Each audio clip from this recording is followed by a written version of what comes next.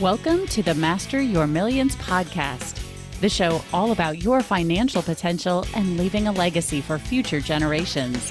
Here are your hosts, Jason and Scott Henderson.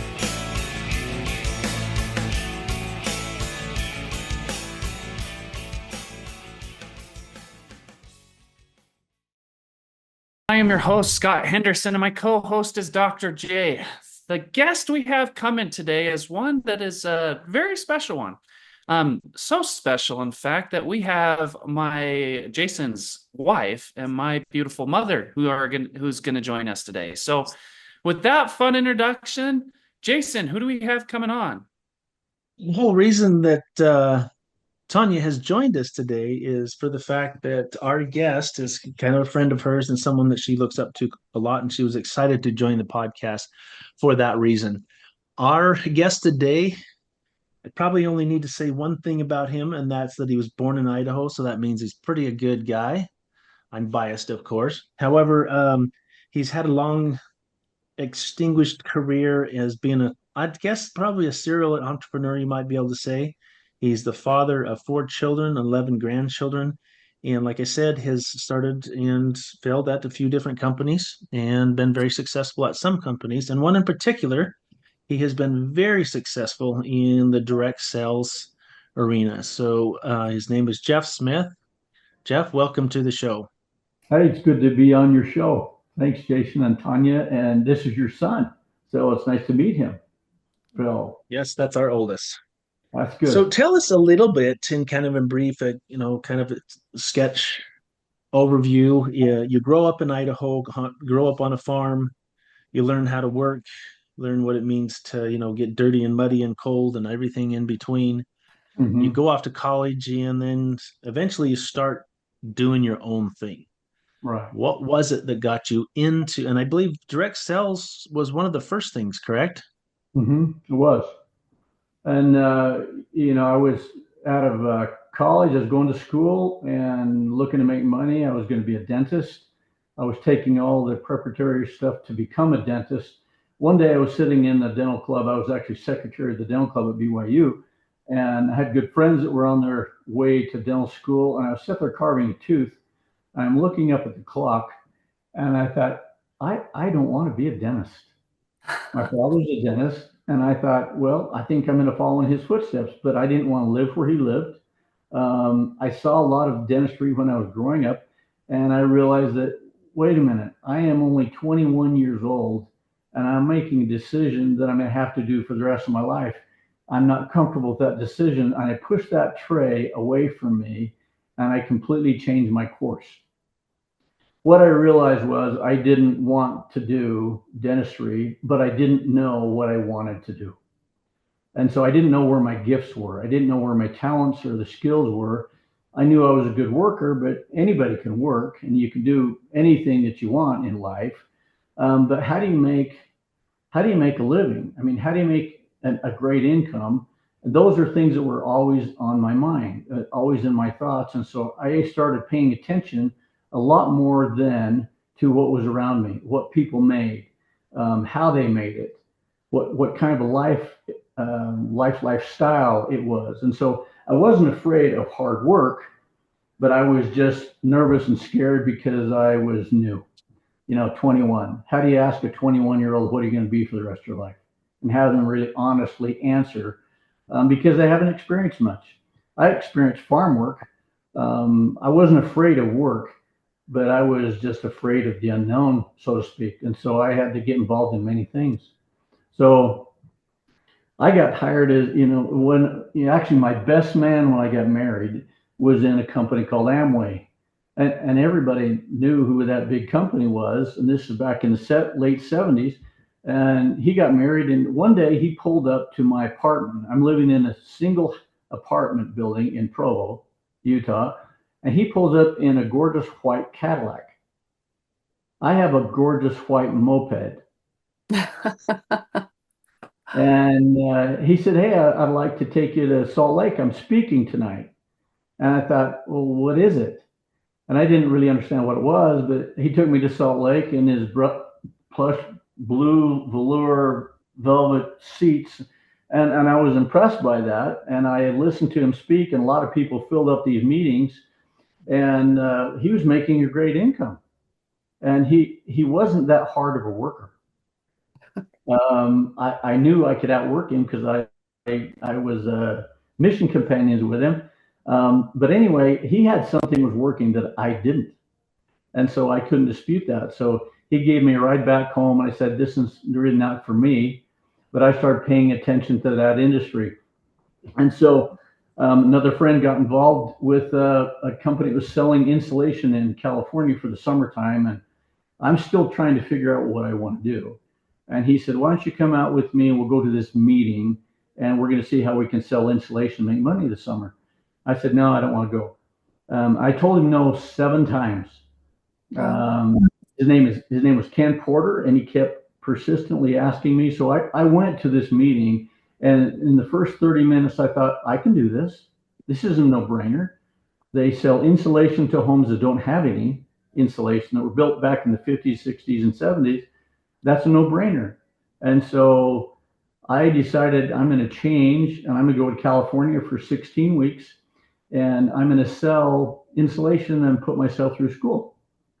And so my goal was to make $10,000 for the summertime. That's what my goal was, because of the apartment complex I was managing, called the Moon River Apartment Complex in Provo, I was making about $5.25 an hour. And I was doing everything in the apartment complex. I was basically the manager doing painting, carpet, mowing the lawn, fixing air conditioners. All that stuff was very valuable to me, but you just couldn't make very much money. And so I thought, I'm going to go out for the summertime. And I did. And I attended a presentation in Park City, and there were 2 dynamic speakers. I'd never heard the names before. One was Zig Ziglar. And I listened to him, and he started teaching me about sales and mindset. Another one was Dennis Waitley, who trained, the Blue Angels and so forth. Wasn't about sales, but it was mentally being strong and making new decisions in your life. Anyway, I attended this 3-day sales conference up in Park City, and I was one of 400 young guys. And I look around, and there's some really sharp individuals in that room. And some of them already had master's degree and were going out to summer sales. And I thought, I'm intrigued by that. They know so much, but why are they going out to sell for the summertime? Make a long story short, I decided as I sat in the 3rd row, about the 7th seat from the edge, I am going to be this company's #1 salesman. And I really committed, I'm going to do no matter what it takes, because I can do this. I can knock on doors. I've done that before. And so I went out that summertime, and I competed against some guys, and I didn't start out that great. I started out, and I started making some sales, but I was very determined to keep that goal to myself. So at the end of the 16 weeks, I had made $63,000.78. And I thought, this was just awesome. And that was in 1983. And I thought, you know what? I don't want to be a dentist. And I'm good at sales. So I did that for 3 more years and recruited a bunch of guys, and we'd go out every summer and we'd do these sales in different states, different parts of the state. We went out to Chicago, went up to California. We started trying to find different elements to sell. But that program ended. And when it ended, my skills didn't end, but that opportunity ended. So I had to fulfill it with something else. And it went back to this network marketing thing. And so I was intrigued with this thought. I attended a presentation one night when a guy by the name of Bob Stonelake, he was, you ever heard of the company called McGraw-Hill? They were a big publishing company, and he was working his way to the top of this business ladder. And he decided, this is where you get the key to the men's room and so forth. You get a gold watch when you retire. And he started talking about some things that made a lot of sense to me. He said, but when you retire and you're done, you're done. And there's only so many keys to the men's room, and there's only so many gold watches you can get. And I wasn't impressed by that, but I was impressed with what he did and what he said. He said, I had to make a change. I had to make a decision to do something new. And it was really uncomfortable. And one night The reason why I'm telling you this is because I started living some of this myself. I know that I needed to expand my horizons and gain an understanding of things I did not know. Just like this man. He tells a story of one night he answered a newspaper ad, and it was a little small ad about attending this meeting in a place in Philadelphia. And he went and he had a Cadillac, and he parked on a dark street, and he walked down this alley, and he said, this is supposed to be a big, big meeting. And he walked down the alley, and there's one porch light, and he steps up 2 steps and knocks on the door, and the door opens, and there's about 8 chairs in the middle of this little living room in a row house. He goes, I wonder what this is. So he walked in, he sat down. That was a big meeting. It was actually a huge meeting, but very few people attended. But he saw what was big for him, and that was it opened up the door for him to how to make money when you sleep. I want to make money when you sleep. So anyway, that is a concept, though, most people don't really think about. Yeah. I mean, that is, even today, it's kind of an earth-shattering concept. I was talking to a guy earlier this week. He, self-employed, if you will, works ridiculous amounts of hours. However, there's no income when he doesn't work. Mm-hmm. Has no idea that there is a concept out there, that there is possibility to, while you're asleep, to be making money. So I'm sorry to interrupt you, but keep going. No, I'm glad that you did. But he got me thinking. He said, wait a minute, how do you make money when you sleep? Because I know that when I have a job, I have to get up, put on my trousers like everyone else, do the chores, and go to work all day, and I get paid for the amount of time that I work. So I'm exchanging dollars for hours. And in your life, you only have so many hours in a day. And if you want to make more, you have to work more hours. You don't have any more hours than anybody else. And just because you work longer and you might work harder, you might make a little bit more, but it ends right there. So in the summer sales that I was doing, the whole reason I was recruiting guys, I was by myself the first year, made great money. Second year I came back and I brought 25 guys. I did that for 3 years. And so I made more money than myself because I was gaining income off of other people. But when those programs end, it ends. You start over again. I thought, wait a minute. I want to make money when I sleep, when I really sleep. How is it that you do that? And so he began to teach and train about the concept of networking and how it works. And I became basically a student of that. He told stories about vacations that he went on, experiences that he wanted to have. And that's really what got me, is this. He said, have you ever been to Alaska fishing? And my dad promised me all that all my life. No, I never been.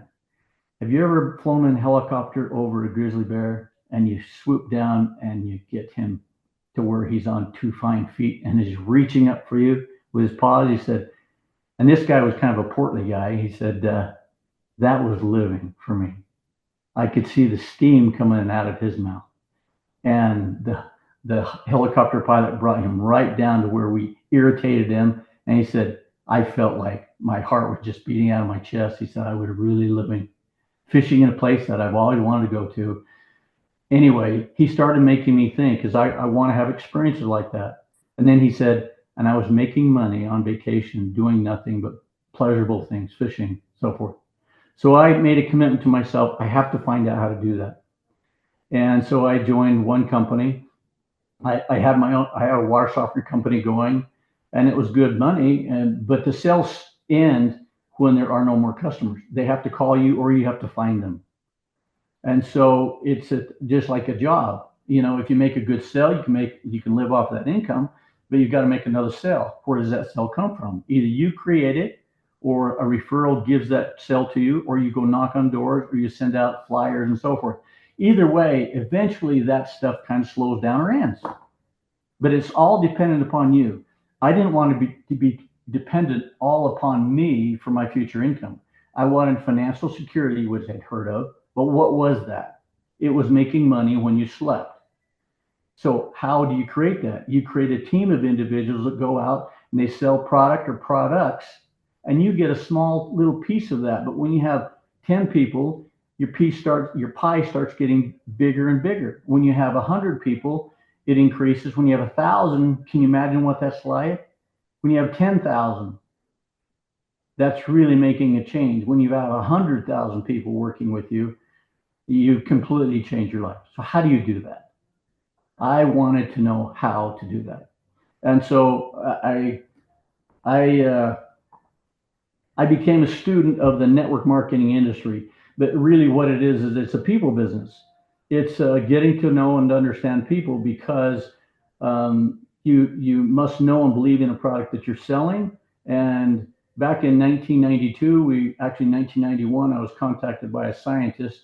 I'm going to go back for just a minute, because I want you to understand what this journey was for me. We had just moved from Southern California, sold our home, moved to Utah, and I was looking to buy or build a home. I'd made what they considered a considerable amount of money on a sale on our home. It had nothing in today's standards, but it was a lot for me then. So I purchased a lot, a piece of property that had 2 acres on a creek in a little town called Alpine, Utah. I said, I'm gonna raise my family here.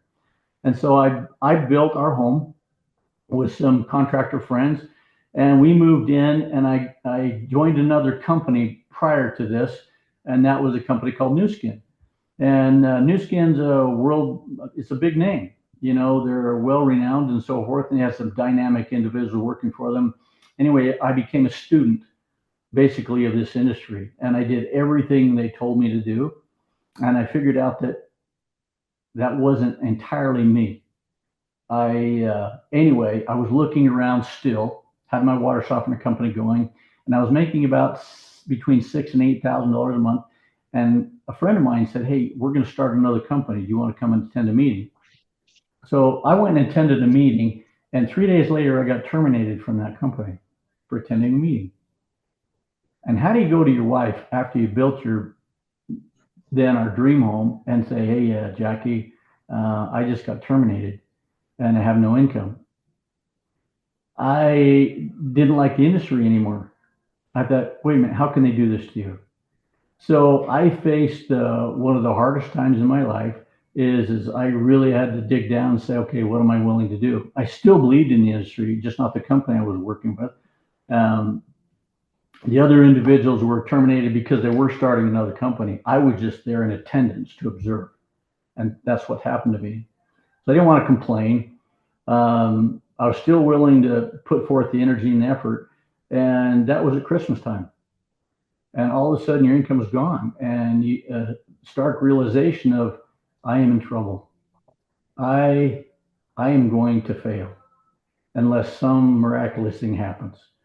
And I remember starting up my water company, going out knocking on doors, and just looking from the valley, I could see where my home was, and there was one light on the porch. And I told my wife, we've got to conserve everything, just one light. And I was down feeling like I was at my all-time worst.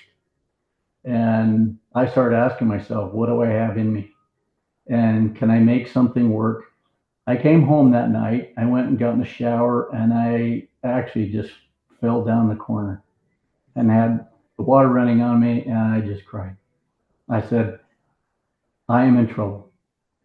But I prayed to a higher source, and I said, Heavenly Father, I know I have it in me to succeed. I just need somehow, some way for a door to open, and I'll kick the rest in. Just show me what I'm supposed to do, or make me aware of something that I'm not aware of now. 2 weeks later, it was church, and we're supposed to go to church every Sunday. And I've been going to church, but I didn't want to go to church this day. And I didn't have satellite and TV, and a friend said, hey, the big game's on. And I thought, well, I don't have a satellite, and I don't have any of that. And he said, oh, I'll bring you one. So the funny thing is, he brings this huge dish satellite and drops it off in my driveway. I just thought you could go out with a cord and plug it in. And that's not the case. And I thought, okay, maybe I'll go to church today. So we went to church with our kids and family, and I am not in the frame of mind that I'm paying attention to really what I should have been paying attention to. all I could think of is how am I going to survive and save my home and feed my kids and family, and Christmas is here. And so, my mindset. And so anyway, during you go to the sacrament meeting and so forth, and afterwards they have Sunday school. I didn't attend. I walked around the church. On the inside and the outside, I was just nervous. And a man approached me. He said, "Hey, Jeff, I understand you do network marketing." I said, "Well, yeah, I do." I should have said, "Yeah, I did," but that wouldn't look very good. He said, "The man that I work for wants to talk to you tomorrow." And I said, "That'd be great. Who is he and where are we at?" And he gave me an address, told me the name of the company. I didn't know who they were. I went in the following day, dressed in a suit and tie, and I walked in, and he introduced me to a scientist. And the scientist, for an hour and a half, we talked, and he said, "Tell me what you do and tell me about your experience." And I told him all the good, the bad. I told him about me knocking on doors. I told him about, me getting terminated from this one company. But I just said, "Listen, I'm a hard worker and I believe in what I do. And by the way, what is it that you're trying to sell?" And he said, "Well, I'm a scientist. We manufacture diagnostic testing kits that test for viral disease." I thought, "Well, I don't see much of a market for those." He said, "You don't understand." He said, "I'm a cell culture analyst, a scientist, and I make nutritional supplements that feed human cells. And we've done cell cultures feeding cells since 1952. We have cells that have never aged." And all of a sudden, I began to understand what it was that he had. And just to keep it short, that was the beginning of USANA Health Sciences. He offered me an opportunity to, "If you'll work with me, I want to grow with you." And that to me was 6 months of just trying to help him feel comfortable about network marketing and where he should spend his resources and money. And he was scared to death of public speaking. And so one day I got a phone call 6 months later, and he said, "Okay, I've decided I'm going to open up this company, and I'd like you to head it up." And from that point forward, everything else, there wasn't a manual, there was no book. It was just based on raw desire and what you wanted to accomplish. And that was the very beginning of this company now that sold billions and billions of dollars worth of products in 26 different countries. Started right here in my living room, right where I'm at. So how did I learn how to do that? Is I learned by knocking on doors. I learned from people. I learned how I learned how to make money when you sleep. There's so much more goes behind that, but I can sell it. Jason, you probably want to ask me a question. Well, yeah, I want to know. You said I didn't know how to do it, and so how many times did you fail? You have to be willing to fail many times. And if you know my personality is you can fail, but failing really isn't failing. It's an opportunity to learn how not to do it. And I learned how not to do it, but there was always an opportunity to learn how to do it a little bit better. And so my personal skills with people weren't that good. Actually, they're quite terrible. We had a product that was a nutritional supplement product, and you could lose weight. And I was out looking for people who were heavy, who were fat. And we went into a restaurant, and I had my 3 kids with us then. And I said, "Watch how good Dad is." And I went over to a lady who was morbidly obese. She had to have been approaching 500 pounds in Arctic Circle. And I said, "Hey, ma'am, how are you?" And she looked at me with 2 hamburgers in each hand and said, what is it you want?" I said, "Well, I've got a product that could really help you." And she looked at me like, "You think I need help?" And I realized that, I got to refine my skills. This lady didn't want what I had, and I was approaching her the wrong way, and I probably offended her. I went and sat down by my kids and said, "That's not the way to do it." And so there are so many things that I've learned, and so many ways I've learned how to approach people. And one of them was this, and that is, a wolf can see you coming. If somebody's hungry, like I was, sometimes your best approach to people isn't what it should be. And so I learned how to be, more amiable and work with people to where I began to understand them a lot more before you start showing up with your teeth like a hungry wolf, because they can sense that. But how is it that you become a people person? And it's only after working with people for years and years and years. And it's something that you develop naturally that comes, and I had to want to have those, I had to have a want to develop those type of skills. So I'm very much a people person now, much better than I was way back then. And so I think that attributes a lot of my success happened to be learning to understand people first, and finding out what it is that they need, what they want, versus telling them everything I need and want. Because I think they already know with that approach. And so I think, anyway, I'll let you ask me some more questions. No, so this podcast is all about accumulating, enjoying, and passing on wealth. And we love to talk to people like you that have been through, the ups and the downs, and to kind of get your wisdom from it. And you've talked about being willing to fail, be a really good people person. When you look back though over your career and what you've done, is there one to maybe three key relationships that you have had from a business point of view that have made a difference, that maybe you should right here say, hey, I'm really grateful for that particular individual and what they taught me, or the relationship? I mean, you mentioned your friend that showed up in the Cadillac, you mentioned the scientist. What else would you say are maybe some key people along the road that have been important in helping you get to where you're at? I go back to, I think my career really started in those summers selling insulation. And it was hot. We were in Fresno, California one summer. We were in Stockton, California another, and Napa, California another time. Those were, and the first year there, the very first year going out was probably my biggest learning curve. And as we had no money, we're college students. We had no money. And we'd sold a car, which I shouldn't have purchased. You ever had one of those desires that if you win a trip to Hawaii, if you buy this car? We won a trip to the Bahamas because we purchased this Monte Carlo diesel. It was really a nice car, but my eyes were bigger than my ability to pay for what I purchased, and it became a real burden for me. I thought, I've got to sell this Monte Carlo. And we sold it, and I was just lucky by the skin of my teeth that I sold it. I just wanted to be out of debt. I did not like debt.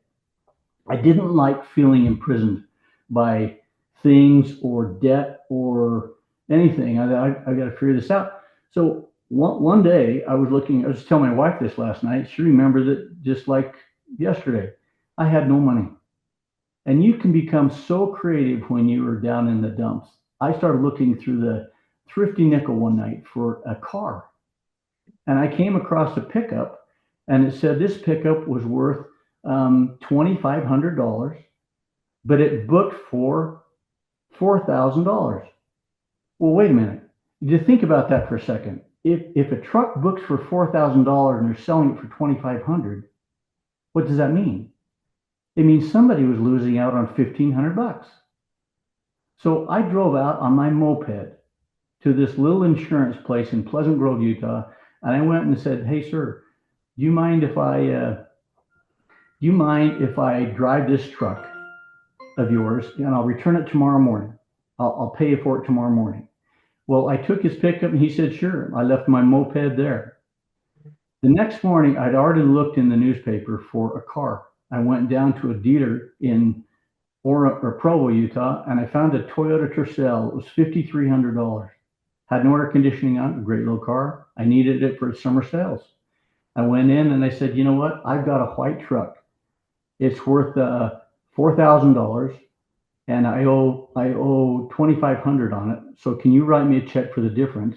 And then I'll turn it in and I'll buy this car." I had no money. Remember that. I had no money. They said, "Sure, we'll take it," because it books for $4,000.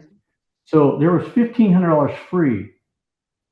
I picked up the car. I signed off on the car and said, "Write a check for $1,500." I took that check out to that place in Pleasant Grove, and I said, "Here's your check for your truck." He said, "Well, where's my truck?" I said, "I traded it in on this car, and I got my moped back."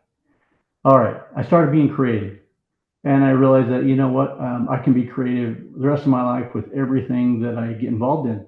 And I wasn't even turning my brain on, my creativity, because when you get hungry, you get creative. And because I got creative, I realized that there's other opportunities out there than the ones I'm just got my blinders on. So, but then that summer, I worked for an individual's name is Steve Schellenberger. I'm happy to say his name, but Steve was a tremendous influence for me, and he believed in me. And that's really all it took, is he could see my potential. But one day, he stood me aside from all of the others, and he probably did this with everyone. But he pulled me aside and he said, "Hey, Jeff, there's something in you I believe in." And he put his hand on my shoulder and he told me what that was. And I said, "Thanks, I appreciate that." And I've never forgotten that. And because he believed in me, I started believing in myself.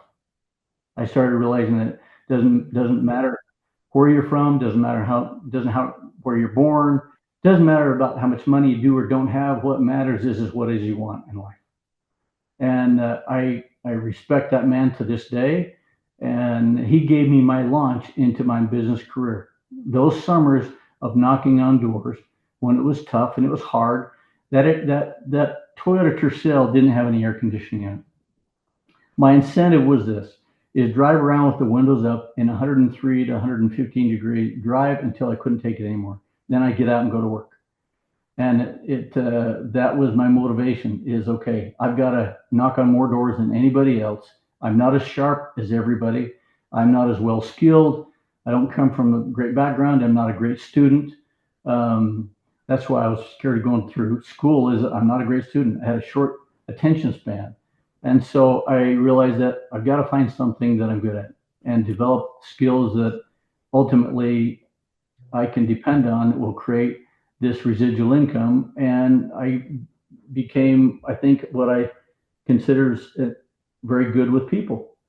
And that's why I managed people the following year. I was looking for that residual income, but I realized that, in order to create a residual income for the rest of your life, you've got to create a bigger company, a bigger opportunity.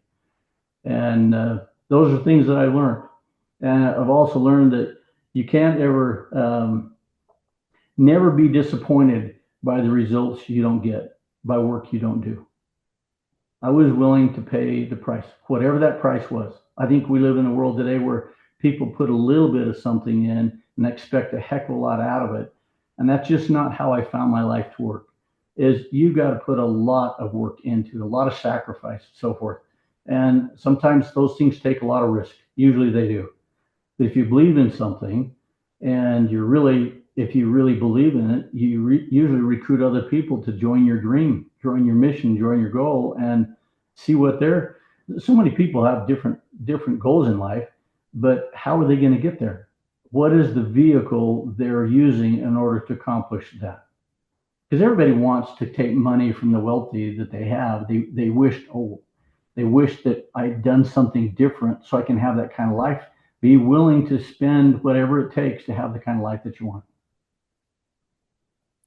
Oh, Jeff, when I know a few young people right now who are kind of at the crossroads. They don't feel like college is for them.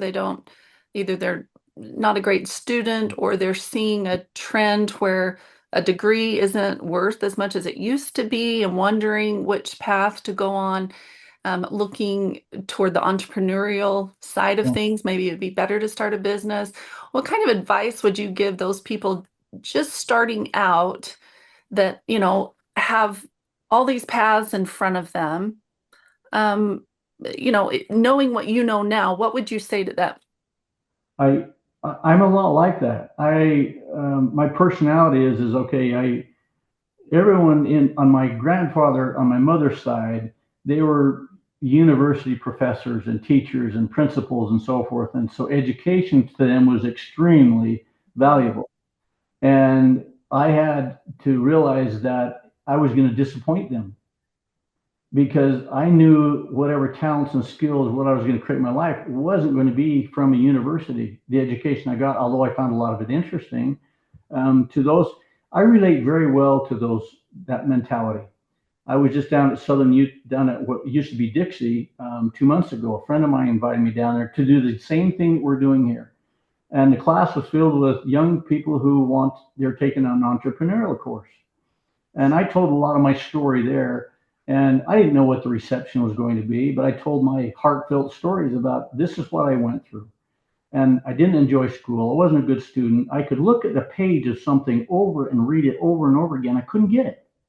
I thought, man, am I stupid or foolish, or I'm just not getting it? That part of my brain wasn't functioning with school. Everything on the outside was functioning quite well, and I could be creative, but I didn't know what I wanted to do. So you have a group out there who doesn't believe in college or all of going through all of school, and I completely understand why. Is college developed for them, or I began to understand that universities might be for the university to make money, and it is a place to make a tremendous amount of money for universities and campuses and all of that. But what about you? Are they really teaching you the skills that you can get ahead in life, stay ahead, and live the kind of life that you want to live? That's why entrepreneurial courses, I think, are so critical. And there's so many different types of entrepreneurs.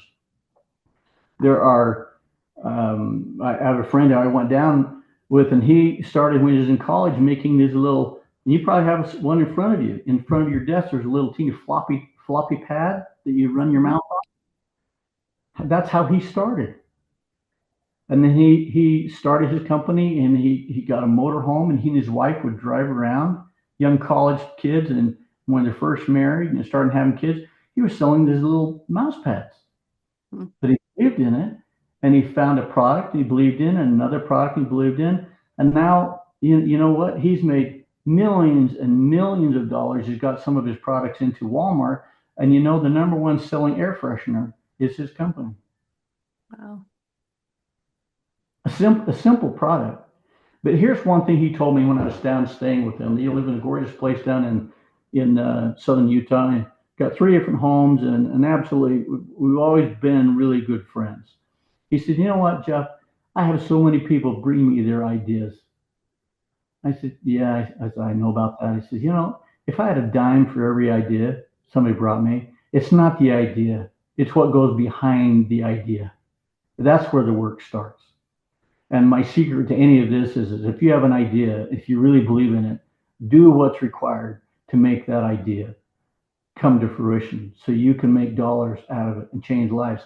I've been looking around a lot of things over the past few years, and it's come to my attention that, wait a minute, there's so much around us right now that we can make better than what's there.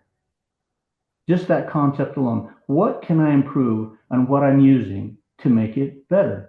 In my own shop, the reason why I go down to my shop and my barn and so forth is there's ways to make things better than is currently being demonstrated. And so those ideas intrigued me. We started a company about 3 months ago, and this is just an idea. When I was about 15 years ago, I had a young man come through our church group, and he was 16 years old, and he, red hair, long, and good kid, and he was a good worker, honest, integrity, but he loved guns, and so I let him use my shotgun, and we became good friends. And we'd go skeet shooting, and he became an excellent skeet shooter. And then he wanted to go in the military. He wanted to fly helicopters because he wanted to go shoot people from his helicopter. That's really what his goal was. And so after he graduated from high school, he went into the military and he flew helicopters, and he did just that.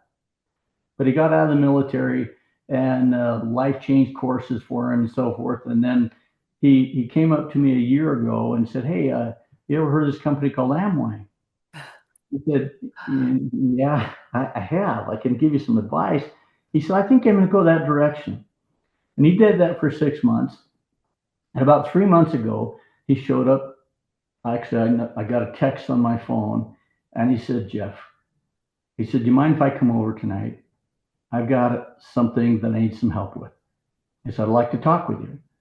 So he came over to my home. We went down to my barn. I served him some homemade root beer and some things from a root beer bar that I built.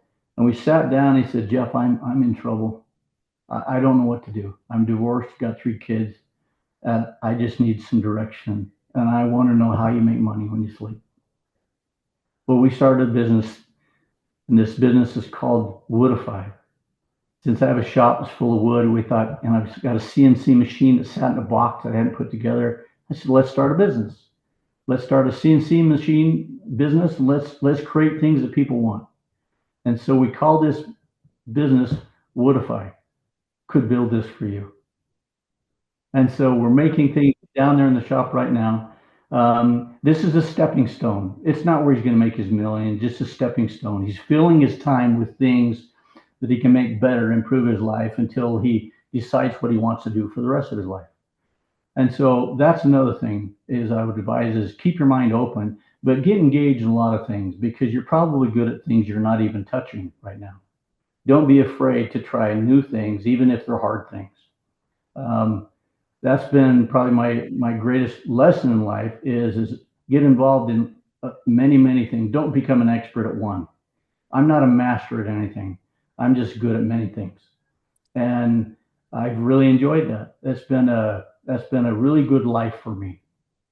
I think when you're out there trying to not just serve yourself, but serving other people and finding something that everybody needs or wants, I think you're onto something. So don't be afraid of being an entrepreneur. An entrepreneur does get a lot of arrows in the back. You know? Absolutely. You've talked a lot about this entrepreneurial journey, and now you're in transitioning because, like I said earlier, the podcast is about accumulating and then enjoying wealth and then passing it on. And you get probably hit up all the time. Hey, I've got this investment. Okay, this investment. What would you say, in your opinion, are your top 3 things to preserve and grow wealth? And I'm not asking you to, say, hey, this stock or that. Just be general. From what your experience has been, what would you say are the top 3 things for you to preserve and grow wealth? I mean, obviously, being an entrepreneur, having a business and building that business is probably number 1, but maybe 1 or 2 others. Well, the first one's this: when you start making money, other people want it. I'm just going to tell you the way that it is, and the best thing to do is really not tell them, not share them. They'll see it and sense it. But I've had good friends who are no longer good friends, and the reason why is this: I have a saying that is, if you lend a friend money, you lose them both, and that I found is to be a true statement. Even family members lend a family member money, just consider it a gift, and it's gone. You probably never get it back. I don't want to live like that, but that's what I found is truly that's been my experience. And is don't be afraid to invest in things or people or an idea, but make sure that there's a plan in order for them to make that idea come to be. When I was back in college, all these great guys who'd gone to school and understood accounting and business forecasting and were putting together portfolios and combination of many things with business plans because they were really good at business plans. And I remember somebody approaching me and says, "What's your business plan?" And I go, "Well, work hard. Find a product you live to believe in, and work hard and go find out and make it happen." And I couldn't put together a business plan. You don't do that anymore. You know why? You don't see business plans like you used to see business plans because any one thing can change and you throw that business plan out the door. Today, everything is different. You have the internet today. You didn't have that then. We had a little brother typewriter that would remember 3 sentences. And you had black and white. I remember to this day typing, sending letters out to those 25 sales reps, and people won't do that today. They're looking for the easy way out. What is the easiest way, the least amount of money I can involve with the greatest return? I don't want to take any risk, but invest in yourself. Invest. What do you mean by that? Invest in yourself, in your health, in your education, your mind. What do you mean? A lot of it's in your mind. Education to a point. And what I'm saying education is you might disagree with me on this one, Jason, but my greatest educations come from the school of hard knocks, learning how to do things that I didn't know how to do. Now I know how to do them. It gives me completely different perspective. Don't be afraid to engage in things that are sometimes scary. That is, if that's what you want to be, and I want to learn how to do this. I want to learn how to do it better. How can I do it better than is being done now? That's the secret. Okay. That's what people want, is how to do it better than is being done. How to create new gizmos, new gadgets, new this or that. It doesn't have to be all gizmos and gadgets. It can just be, if you hang around with me for a day, and I know you're not going to do this, but from that presentation that I gave in Southern California or Southern Utah about 2 months ago, I've had 3 students from that came up and spent a half a day with me in my barn shop. And we just talked, and I showed them what I do to engage myself, to keep myself busy. And I got up this morning at 4:20 in the morning because I couldn't sleep, because I had things to do down in my barn shop, because Christmas is coming and I'm trying to get ahead of this project that we're working on.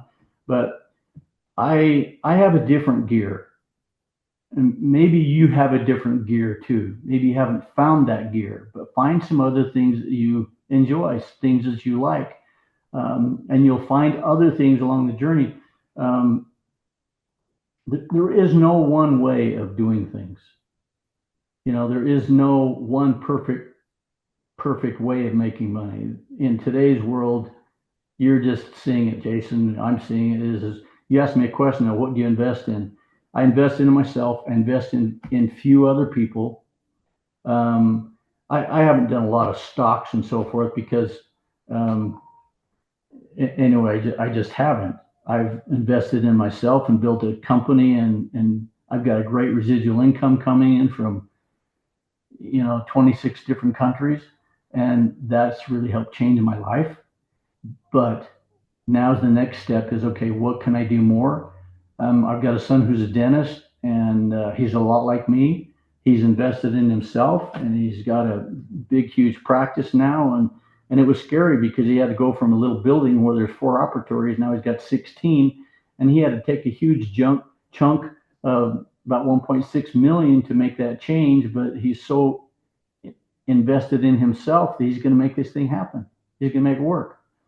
So anyway, I don't know if I'm tickling everybody's You're right on. I so love great. It's a perspective. It's perfect, and that's again our podcast. And everybody out there, I hope this has been a good episode for you. And we encourage you to subscribe and leave us a 5-star review, et cetera, et cetera.